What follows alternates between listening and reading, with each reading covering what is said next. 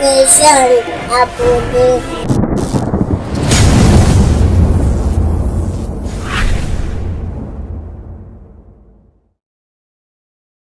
Nous sommes ici en visite officielle au Sénat français.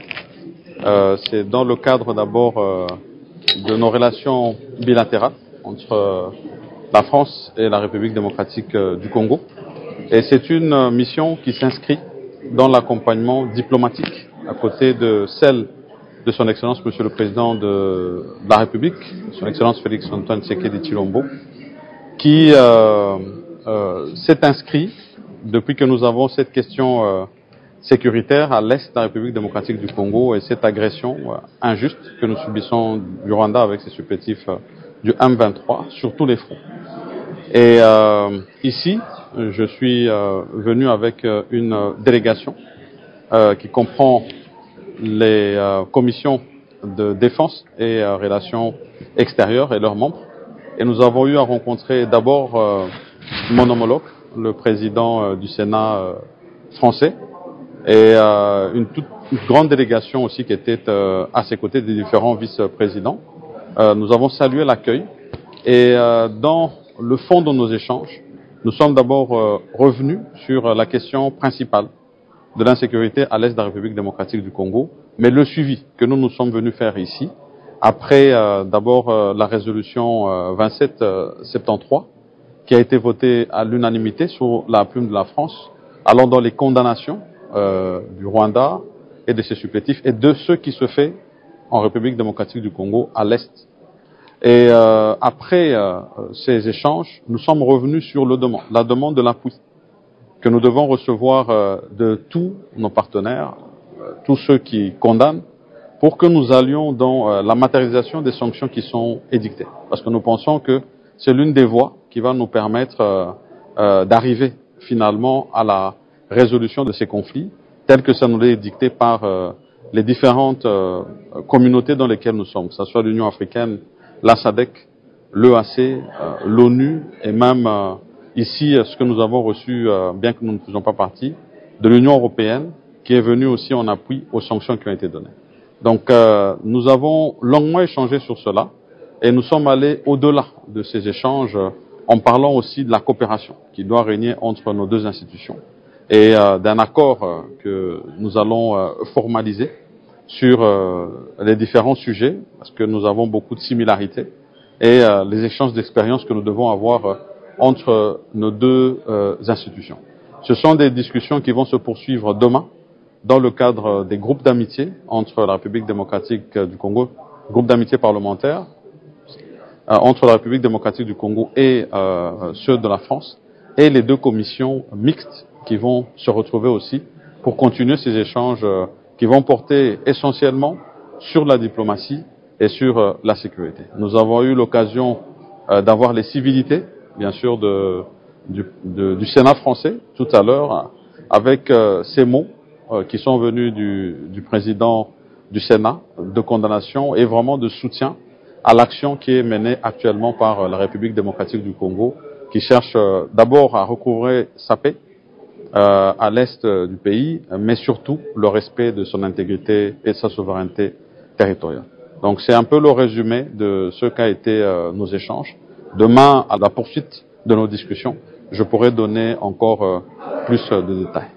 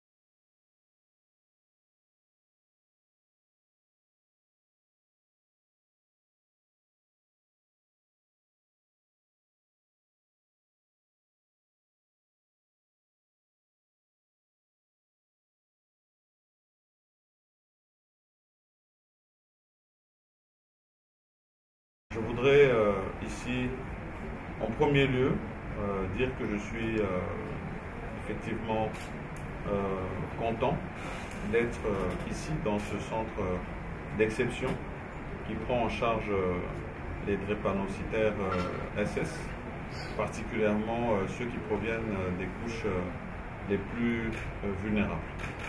Et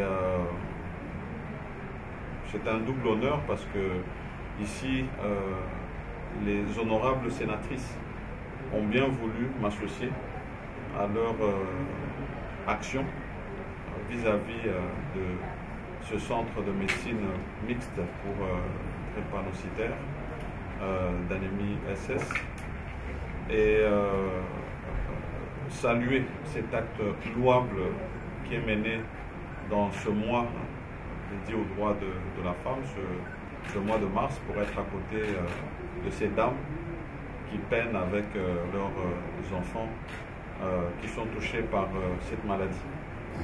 C'est aussi l'occasion pour moi, bien sûr, de saluer le travail qui est fait ici, à travers Madame la directrice et tout le personnel soignant à vos côtés, vis-à-vis de ces malades qui ont besoin d'autant d'attention, surtout lorsqu'ils sont en période de crise. Et inviter le travail qui est fait ici dans le cadre de la recherche scientifique, d'où la présence du ministre de la recherche scientifique que je salue, l'Institut de recherche, pour qu'on puisse trouver des solutions à cette maladie qui touche malheureusement une grande partie de notre population. Ici on a salué, et je pense que à mon tour aussi je le ferai parce que j'arrive effectivement dans des installations qui sont complètement rénovées. Donc je ne peux aussi que saluer cet apport qui a été donné par la fondation de la distinguée première dame, Maman Denise Nyankero, pour améliorer les conditions de réception des malades drépanocytaires ici. Je voudrais mentionner que j'ai bien entendu le double plaidoyer. Effectivement, nous sommes venus ici accompagner cette délégation des sénatrices dans leur action caritative, mais nous restons dans un rôle parlementaire et avec un double titre. D'abord, nous sommes sensibles aux questions sociales de la population en tant que leurs représentants, mais nous sommes aussi l'autorité budgétaire. Et donc, ce double plaidoyer qui a été fait par d'abord les patients qui demandent à ce qu'il y ait un accompagnement de l'État vis-à-vis de cette catégorie vulnérable. Il faudra qu'au niveau de la commission socio-culturelle, il y ait des propositions qui soient faites là-dessus, mais aussi un appui dans le cadre de la recherche qui est effectuée de manière à ce qu'on puisse trouver des solutions pérennes. Je pense qu'il y a aussi un travail à faire dans la sensibilisation des jeunes qui s'apprêtent pour le mariage. Nous pourrons aussi être d'un apport à ce niveau-là. Mais je vais simplement ici mentionner que au-delà de cette visite qui est effectuée ici, le vœu c'est que nous puissions avoir plusieurs centres médicaux qui puissent prendre en charge justement ces malades au travers de la République. Si jamais on pourra avoir d'autres institutions comme ça, je pense que ça serait très utile. Et nous, dans notre rôle en tant qu'autorité budgétaire, nous ferons ce plaidoyer, nous serons à côté du secteur de la santé et de la recherche scientifique pour essayer d'apporter des moyens de manière à ce que cela puisse se faire. Sinon, pour le reste, je voudrais apporter toute ma compassion aux malades qui sont visités ce jour, mais surtout tous mes encouragements au personnel soignant qui nuit et jour travaille à leur côté pour s'assurer de leur guérison. Et encore une fois, en tout cas, tous mes encouragements aux honorables sénatrices dans cette œuvre. Je suis venu accompagner aujourd'hui et je sais que ce n'est pas la dernière des actions honorables sénatrices ici. Nous en aurons certainement d'autres. Amen. Oui. C'est la première plénière après celle de l'ouverture qui n'avait qu'un seul point. Aujourd'hui, c'était une journée très chargée en activités parlementaires. Le président a daigné d'abord recevoir les groupes provinciaux de l'Ituri, du Nord Kivu, du Sud Kivu, du Maniema et de Tanganyika pour qu'ensemble nous puissions réfléchir sur la situation sécuritaire présentement dans ces différentes entités.